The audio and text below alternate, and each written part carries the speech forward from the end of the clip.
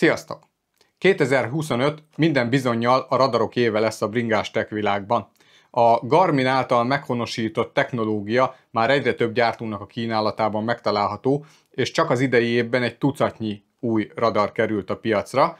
Nézzük, mit tudott kihozni ebből a technológiából a hazánkban már a lámpáiról ismert Raveman, aki elküldte az NT201-es típusú radarját nekem tesztelésre. Csapjunk is bele!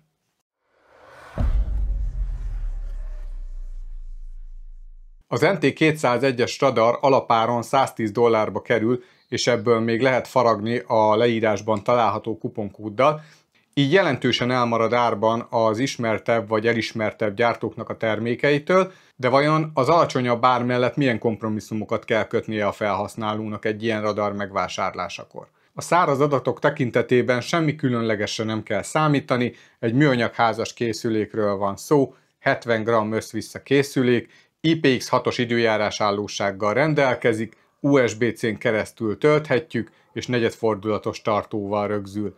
Formavilága tök egyszerű, leginkább a Brighton Guardiához tudnám hasonlítani, fent van benne egy 80 lumenre képes LED, egy piros lencsével, illetve az oldalára is ki van hozva ez a piros lencse, így oldalirányú láthatóságot is biztosít valamilyen szinten, alul pedig a fekete műanyag alatt találjuk a radaregységet.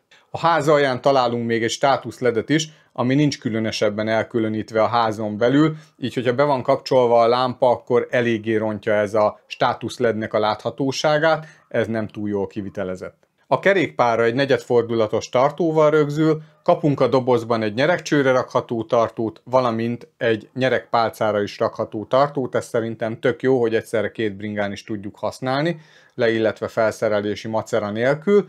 A nyeregcsőre rakható tartóval, az ebben lévő gumibakkal egyúttal az aero nyeregcsövekre való rögzítést is igyekeztek megugrani.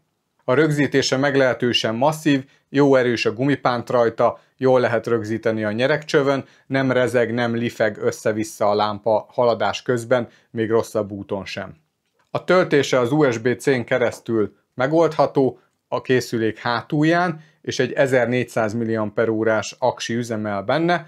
Üzemidő tekintetében ellentmondásos információk vannak a dobozon, a használati útmutatókban, illetve a weboldalon. Egyes helyeken 23 órát, más helyeken viszont 19 órát prognosztizálnak, mint üzemidő. Én inkább a kisebb felé hajlanék, hogy valószínűleg az lesz közelebb az igazsághoz. Ettől függetlenül egy radar tekintetében ez szerintem egy egészen jó üzemidőnek mondható. Világítási módok tekintetében 6 féle üzemmódból választhat a felhasználó, illetve van benne egy gyorsulási érzékelő is, így féklámpa funkció is helyet kapott a készülékben, ez szerintem egy rohadt jó megoldás, és szerintem ezt egyre több lámpában használni fogják. Akkutakarékos módja is van a lámpának, 2 perc tétlenség után, hogyha a bringa nem mozog, akkor kikapcsolja a lámpát, majd hogyha ismét mozgásba lendülünk, akkor újra bekapcsolja a készüléket, úgyhogy ez is egy jó feature.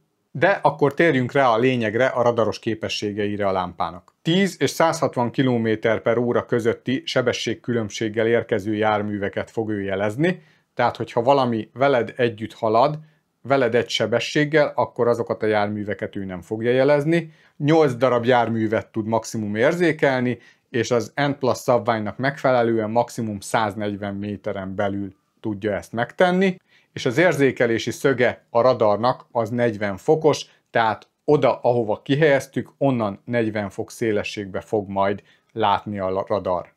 Jelenleg mobilap nincs hozzá, tehát csak és kizárólag olyan bringás kompjúterrel használható, ami a radar, illetve lámpa módot támogatja.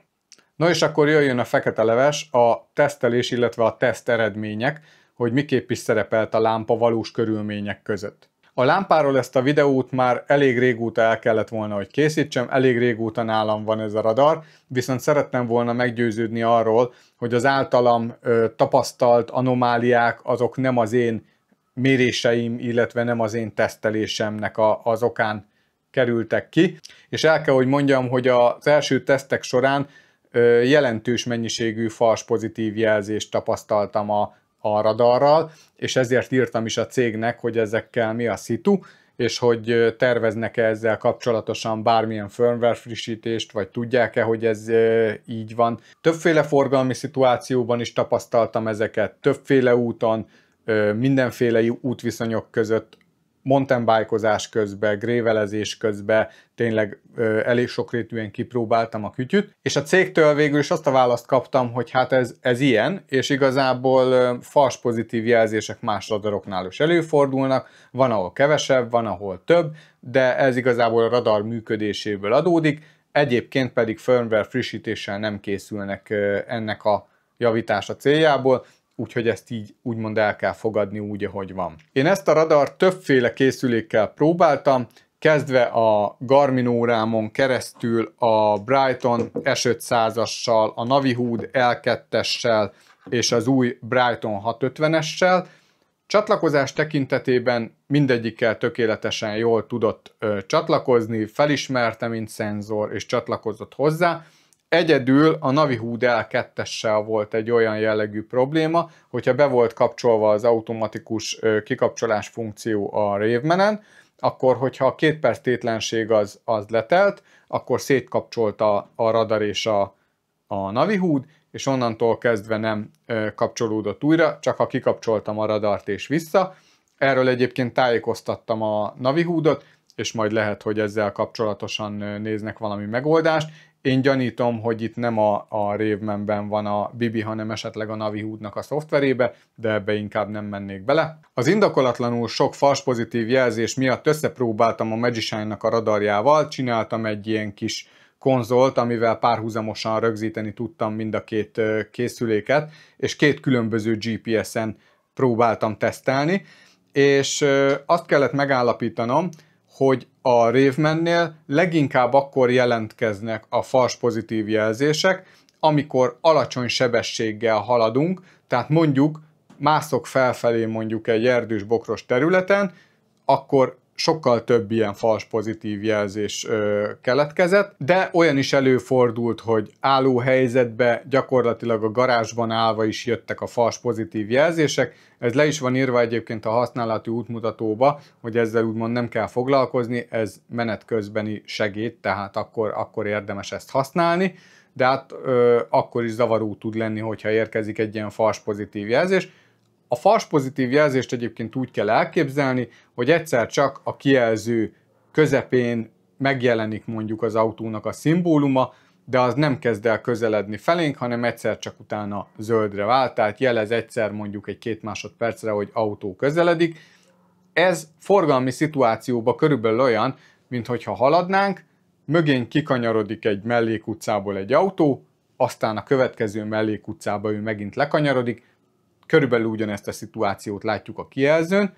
Ezek ugye veszélyt alapvetően nem jelentenek, csak esetleg kellemetlen lehet, hogyha ez indokolatlan számban előfordul. Ami talán kellemetlenebb, az a szituáció, amikor haladsz egy egyenes úton, megközelít egy autó, jelzi is a készülék, hogy közelít feléd egy autó, aztán amikor forgalmi szituáció miatt előáll egy olyan helyzet, hogy téged nem tud megelőzni az autó, tehát a te sebességedre lassít, akkor egyszer csak eltűnik a kijelzőről az autó, és olyan, minthogyha eltűnne az autó, minthogyha zöld lenne az út mögötted. Ez egyébként több esetben előfordult velem, tehát itt mindenféleképpen figyelni kell arra, hogy ténylegesen meg kell győződni arról, hogy a hátunk mögül valóban eltűnt-e az autó, vagy pedig éppen próbál megelőzni. Ez az a szituáció, amit lehet fals negatívként is értelmezni, vagy hogyha abból indulunk ki, hogy 10 és 160 km/h közötti relatív sebességkülönbséget néz az óra, akkor ebből a szempontból tényleg 10 km alatt van a sebességkülönbség, elvégre veled együtt halad a jármű, és valamilyen szinten jogos, hogy mondjuk nem jelzi a készüléken. Állítólag a Garmin és a Wahoo radaregysége az olyan, hogy képes ezeket a szituációkat megugrani, ez nem ilyen. Az összehasonlító teszt során kíváncsi voltam arra is, hogy a 140 méteres érzékelési határ az vajon hogy szuperál a valóságban. És ennek mentén az derült ki, hogy a Magician radar az lényegesen hamarabb jelezte az érkező autót, úgyhogy nagyjából egy olyan 20 méter előnye volt a Magiciannak a Ravemannel szembe, úgyhogy ezt én inkább ilyen 100-120 méteres érzékelési tartományra mondanám. Még így a radaroknak a használatához, illetve ennek a trendnek a margójára azt azért el szeretném mondani, hogy én örülök neki, hogy egyre több gyártó dobja piacra a radarjait, és ezzel serkentik a versenyt, lejjebb nyomják az árakat, esetlegesen új funkciókat indukálnak ezzel, de azt mindenkinek szem előtt kell tartani, hogy egyik radar sem egy biztonsági berendezés, ez egy kerékpározási segéd, és nem helyettesíti azt, hogy mi figyeljünk arra, ami az úton van, és ne nézzünk hátra, ne nézzünk tükörbe, ilyesmi, és ne bízzuk rá magunkat 100%-ban, maradjon meg a józan ítélő képességünk a forgalmi szituációkkal kapcsolatosan, tehát nézzünk hátra mindig sávváltáskor, kanyarodáskor, mert tényleg, hogyha nagyon ráfüggünk ezeknek az eszközöknek a használatára, akkor az visszafelé sülhet el. Nos, remélem, hogy a körülményekhez képest sikerült megfelelőképpen tesztelnem és bemutatnom ezt a Raveman radart, és ez alapján úgy gondolom, hogy mindenki el tudja dönteni magának, hogy ilyen áron, ezekkel a kompromisszumokkal együtt szeretné ezt megvásárolni, vagy nem. Ha hasznosnak vagy érdekesnek találtátok ezt a videót, akkor kérlek nyomjatok egy lájkot, és ha még nem tettétek meg, akkor iratkozzatok fel a csatornámra. Köszönöm, hogy megnéztétek. Sziasztok!